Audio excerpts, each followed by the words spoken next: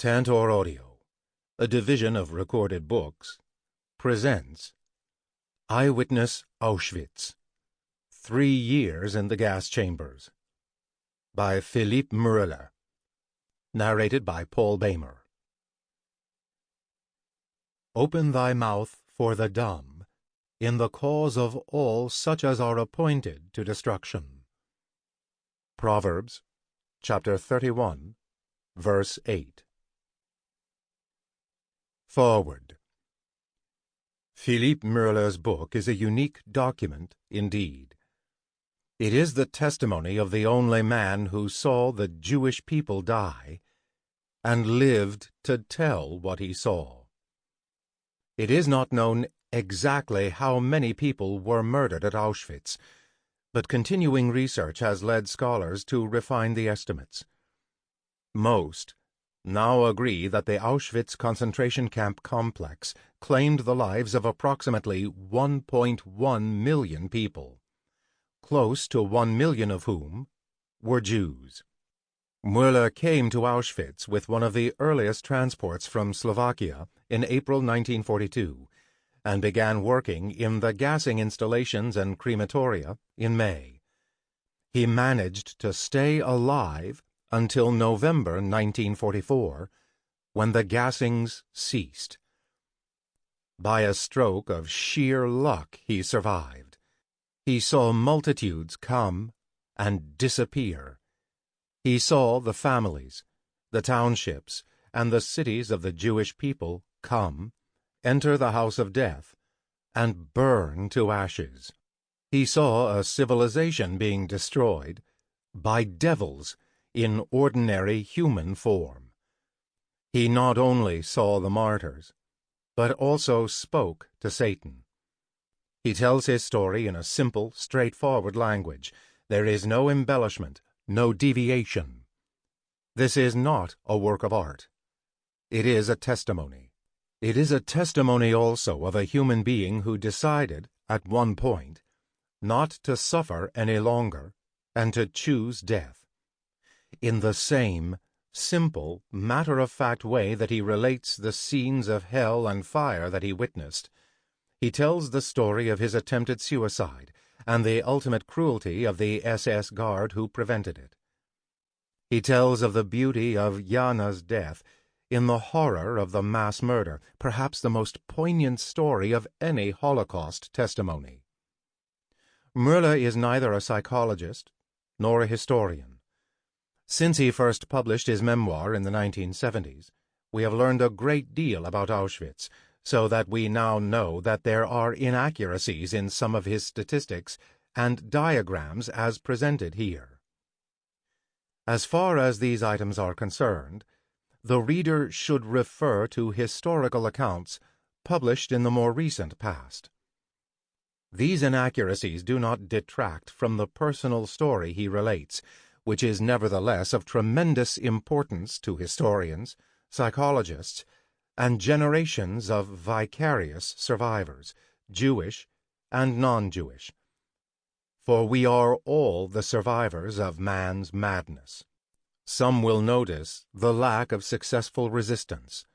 Some will notice the fact that the author does not mention any case of Jews begging for their lives.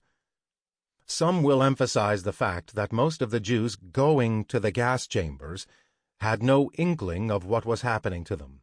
Others will analyze the behavior of the SS murderers. This is a vital testimony, and it will undoubtedly serve as an element in attempting to approach an understanding of the dread that was Auschwitz, although none of us who was not there can cross the threshold of knowledge. The Jewish people, some thousands of gypsy people, and many others were murdered in the gas chambers. Thousands of others were shot. This unembellished telling is a terrible accusation against God and humanity.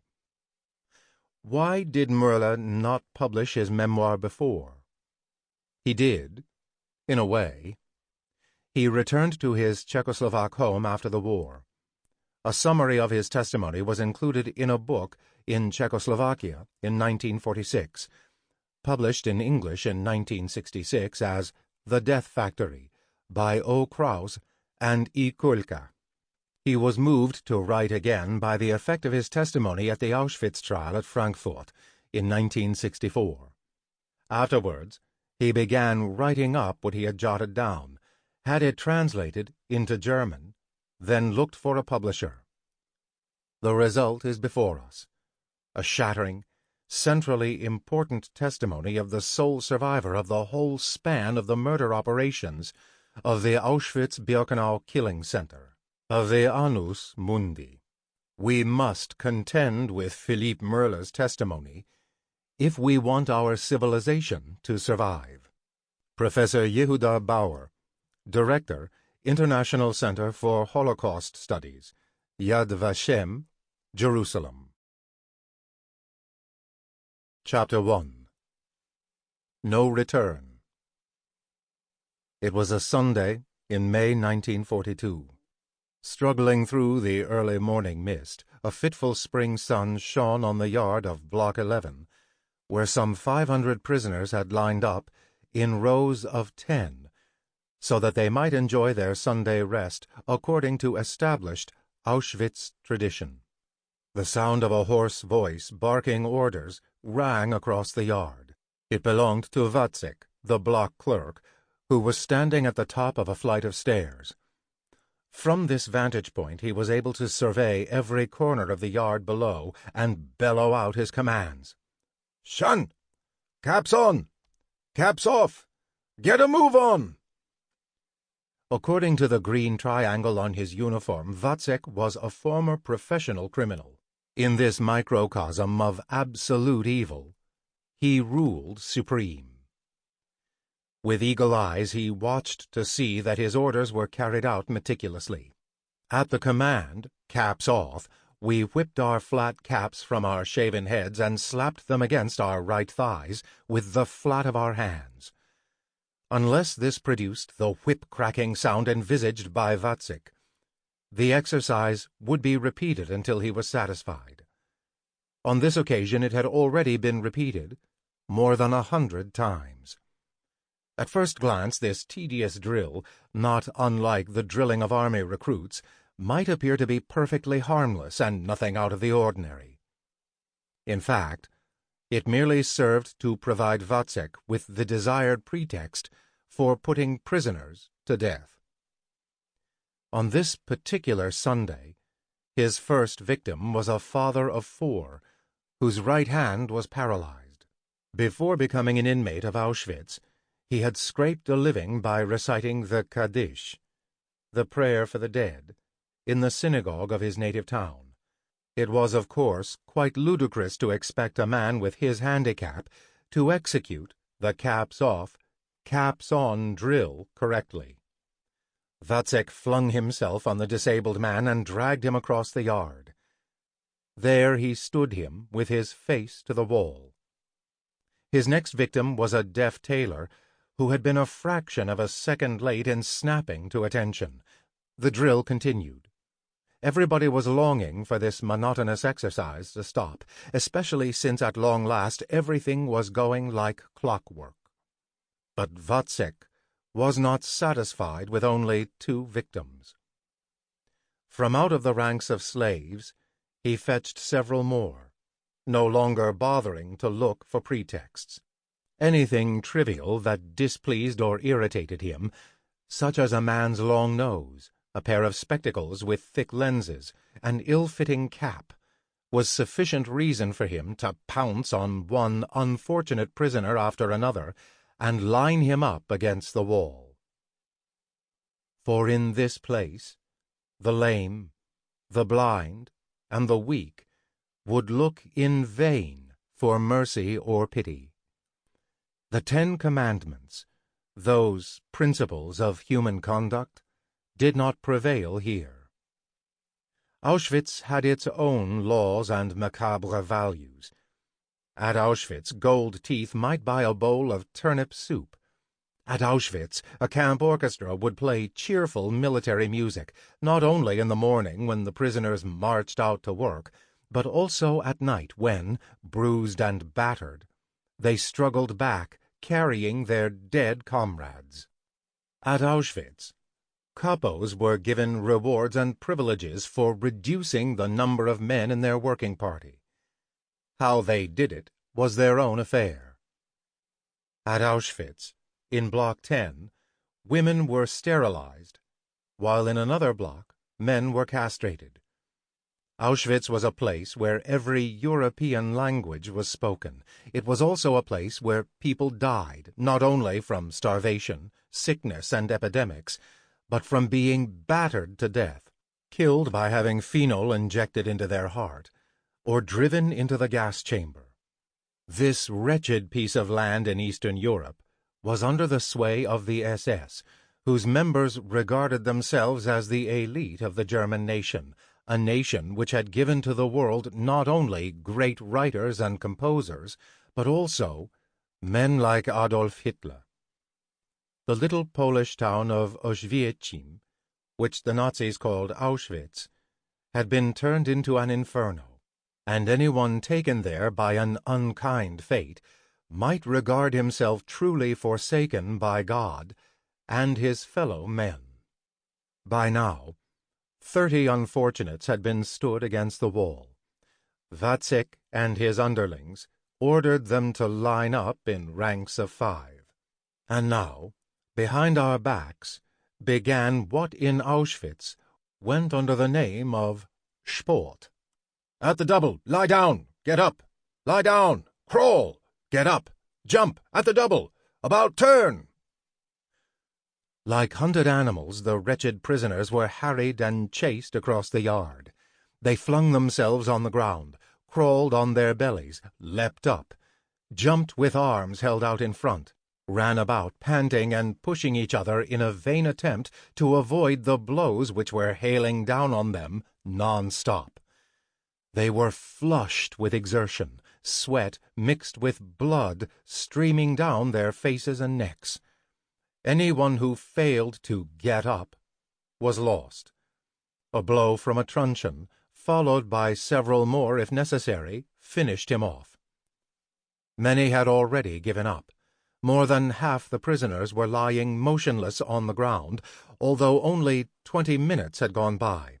At the double, lie down, get up, jump, lie down, get up, crawl. Remorselessly, command followed command. On the point of complete exhaustion, the remaining prisoners still tried to carry out the orders shouted at them.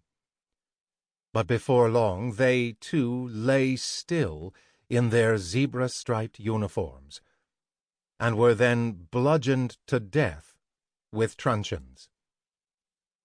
Watzek's bloodthirsty gaze surveyed this harvest of death. Then he wiped the sweat from his forehead, his face distorted by a terrible sneer, his eyes still flashing menacingly. He was visibly pleased with his achievement.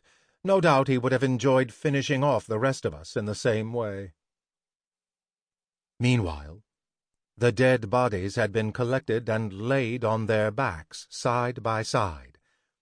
Their hands were crossed on their chests, and their unseeing eyes seemed to stare questioningly up into the sky. Watzek and his block orderlies turned away, their job well done. All this time, Schlager, the SS Rotenführer on duty, behaved as though the whole gory proceedings did not concern him.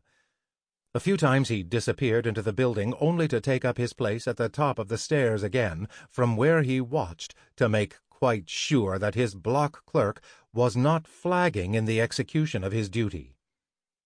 In that event, he would have abandoned his seeming non-intervention in order to give a demonstration of the true meaning of Sport as practiced in Auschwitz. From somewhere among the ranks I could hear the sound of muttering. Somehow I only half registered it, because I was wholly preoccupied with trying not to attract attention. I was then still sufficiently naive to believe that prompt execution of commands would help to reduce the diabolical torment we were made to undergo. The mumbling now became a clearly audible monologue. My God, What on earth is going on here? Prisoners are being killed by fellow prisoners. I'm sure the people in charge know nothing whatever about this. I protest." There came a fresh flood of commands. "Shun! Caps on! Caps off! Get a move on!" Wozzeck collected another 4 prisoners. This time it did not take long before they, too, were laid out with the other corpses. "This is intolerable! These are innocent people who are being put to death!" Surreptitiously, I tried to find out who the speaker was. The man who was talking to himself was in fact from my hometown of Sered, where he had been known as a respected citizen, an excellent lawyer, an authority on Jewish writing, and a man who had consistently sought to soften the harshness of the law for the weak. Like myself, he had come to Auschwitz about a month earlier, but unlike me, he was one of those who were too slow in coming to terms with the harsh realities of life in a concentration camp. He had failed to realize that in Auschwitz, the values and laws which formed the basis of civilization were obsolete. He was firmly convinced that murders were committed by prisoners put in charge of their fellows without the knowledge of SS leaders. It simply did not fit in with his concept of the law that prisoners should be allowed to kill fellow prisoners, and to do this for no reason whatever. He still had not grasped the fact that we were now in a place where there were no laws for prisoners. At long last, this Sunday's drill was coming to an end. We began to fall in for counting. Wozzeck came down the stairs, barking commands. Then he proceeded to count. First, the prisoners who were standing in line, and then the dead who were lying in a corner of the yard. He wrote the result on a slip of paper, which he handed to the block senior, at whose command, "Caps off," we whopped off our filthy caps and clapped them against our right side. For Wozzeck, the simultaneous whip-crack sound which followed was proof that his murderous rehearsal had been well worth while. Rottenführer Schlager, who all this time was standing in the doorway, now descended the steps with dignity. He received the block senior's report and began to check the figures by stepping up to the left flank of prisoners who were lined up in perfectly straight rows and counting them. There was utter silence, broken only by the twitterings of the swallows darting back and forth above our heads. Suddenly, accompanied by a wave of whispering, the lawyer pushed his way through the ranks and stopped 3 paces in front of Schlager.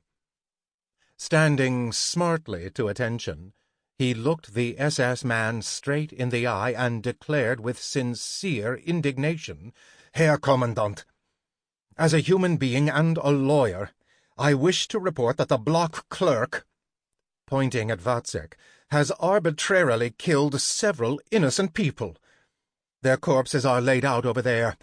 I am convinced that the block clerk has killed these prisoners without the knowledge of either his immediate superiors or the authorities. We have been sent here to work, and not to be killed. Monsignor Tiso, President of Slovakia, has himself vouched for our safety. I would therefore request you to have this morning's events investigated, and to see that the guilty are duly punished." When he had finished making his complaint, one could have heard a pin drop. Astounded at his courage and determination, the prisoners caught their breath and stared at Schlager. He, too, was so surprised by the unexpected conduct of this prisoner that for a time he stood rooted to the spot facing the lawyer. His neck and face grew livid with rage and agitation. The muscles in his face were twitching as he tried to speak. It took a few seconds before he was able to bawl, "Wozzeck, come here." "At once, Herr Rottenführer," replied Wozzeck, and stood to attention before his master. "Did you hear what this fucking Jew has been blathering about?" "I did, Herr Rottenführer. Wozzeck replied eagerly. Then give him what he deserves, ordered Schlager. Wozzeck ran to pick up his truncheon from where he had left it, and rushed up to the lawyer. He began to batter him with the truncheon, and continued until finally the man dropped dead. Then he hurriedly dragged the body over to the heap of corpses in the corner. As a result of this morning's sporting activities, 35 bludgeoned bodies now lay in the yard of Block 11. Schlager, who had observed Wozzeck's action with satisfaction, now turned to us and asked cynically, "Anyone else want to make a complaint?" While his gaze wandered along our ranks, the block senior, at the sign from the Rottenführer, ended the midday roll call by ordering us to fall out. However, our harassment was by no means at an end. Although by now we were exhausted, we stood in line behind the wooden tea vats. Tea should have been issued early in the morning, and was now stone cold. We were waiting patiently to be doled out our ladleful, but, as it turned out, we were waiting in vain, for Wozzeck was still tearing round the yard like one demented, gesticulating and shouting that we were entitled to nothing, not even a ladle full of shit, but only, and here he pointed upward, to go up through the chimney. Then he ordered his underlings to pour the tea into the gully drain. With parched throats and greedy eyes we watched this latest piece of devilry. I could not understand Wozzeck's actions, for, after all, he, like us, was a prisoner. Or could it be that he was a spy? But surely in that case he would have tried to gain our confidence. Only much later I learned that Wozzeck was among the first prisoners in Auschwitz, whom the SS appointed as Funktionshäftling. He had joined a group of professional criminals who had undergone special training at the concentration camp of Sachsenhausen. Even at Sachsenhausen, these privileged prisoners, who were citizens of the Reich, had been much feared. In May 1940, they had been taken to the newly established concentration camp at Auschwitz, where they were to introduce the brutal methods practiced in the concentration camps which had existed in Germany ever since 1933. This group of professional criminals and their minions enjoyed a particularly privileged position within the Auschwitz prisoners' self-administration, as well as the esteem of the SS. As camp officials, they did not have to do any physical work and, in actual fact, possessed absolute power of life and death over their fellow prisoners. They received more and better food, wore high leather boots, and made-to-measure prisoners' garb, besides which they enjoyed many other advantages and privileges. Wozzeck did not enjoy these for long, though. He died in hospital of typhoid in the autumn of 1942.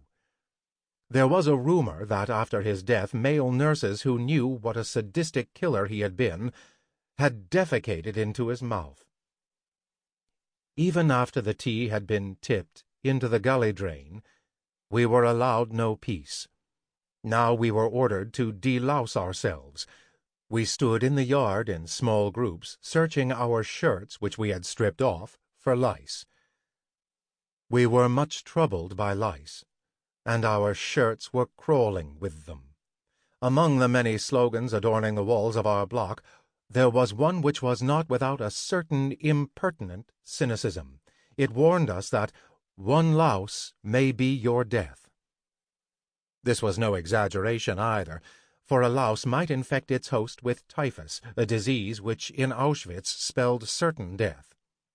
Alternatively, any louse discovered during a shirt check might have grave consequences for the prisoner in question. The reason for this could be found in the strange logic of what was known as Auschwitz justice. It argued that any prisoner on whom a louse was found after a delousing order had been issued had obviously failed, or, worse still, refused to obey orders, and must therefore be severely punished. To be lousy in Auschwitz was a serious crime, and liable to cost a man his life. That water came out of taps only on special occasions, or that we prisoners had neither soap nor towel, was something in which nobody was interested. After delousing, we were made to soften the stiff leather uppers of our wooden clogs with dirty oil. This was followed by the painful weekly ordeal of a soapless cold water shave with razors so blunt that the hairs of one's beard were torn out rather than shaved off. The thought that at least they had been spared was all that flashed through my mind as I watched the bearers fling the corpses of the slain on the wooden cart which was to take them away. Midday, and it was time to eat. The smell of the thin and far from appetizing soup in its steaming cauldron pervaded the yard. Hungrily we watched and sniffed, revived by the thought of food. Harassment, torture, and violent death were forgotten. All our senses were concentrated on the muck in the cauldrons, a mess of mangelwurzel and overcooked rotting potatoes, which always tasted the same and yet helped us to survive a little longer. Soup was our elixir of life, and any prisoner considered himself very lucky if now and then he managed to wrangle a second helping. Trembling with hunger, I stood in the queue, waiting for the fatigue orderly to ladle a helping of soup into my red enameled tin bowl. I did not bother about a spoon, but drank my soup slowly and noisily, savoring each mouthful. I could feel my vital energy being restored. My greedy tongue searched the bowl for every last drop. Then, thirsty rather than hungry, I went to our barrack to take my compulsory Sunday afternoon rest. The block orderlies handed one blanket to every 2 prisoners sharing a bunk. I lay down on a bunk in the bottom tier near the door. Sharing my bunk and my blanket was a prisoner of about 25 or 26. Proximity breeds familiarity. Amid the general din, we began to talk. "Where do you come from?" I asked him. "Comprends pas, comrade," he replied. "Don't you speak German?" I continued. "Un petit peu, pas beaucoup," he said. "My name is Filip, and I come from Slovakia," I said very slowly. He nodded. "Moi, Maurice de l'Algérie, je suis venu de Drancy." Then he added, "Moi, finished. Par ici, everything finished." Fumbling for words and gesticulating to make himself understood, he tried to explain to me that in his view we were all doomed to go up the chimney. Suddenly, Schlager loomed in the open door. "If you don't shut up this minute, you fucking bastards, I'll knock your heads off!" he yelled. At once, there was silence. Trying to hide their fear, the orderlies were running around wielding their sticks and beating any prisoners still standing about onto the nearest empty bunk. Leaning casually against the doorframe, Schlager watched his creatures with approval. Once more he surveyed the room. Then he turned on his heels and left. All was silent. Only now and then someone coughed or groaned. Most of the prisoners had fallen asleep with exhaustion. Many were snoring. I, too, longed for sleep, but sleep would not come, for my tongue clung to the roof of my mouth. My throat was parched. Thirst had become a torture. There was absolutely no point in trying to reach the tap. For one thing, it was fraught with danger, and besides, more often than not, there was no water there anyway. My neighbor suffered much as I did. He said something. Sample complete. Ready to continue?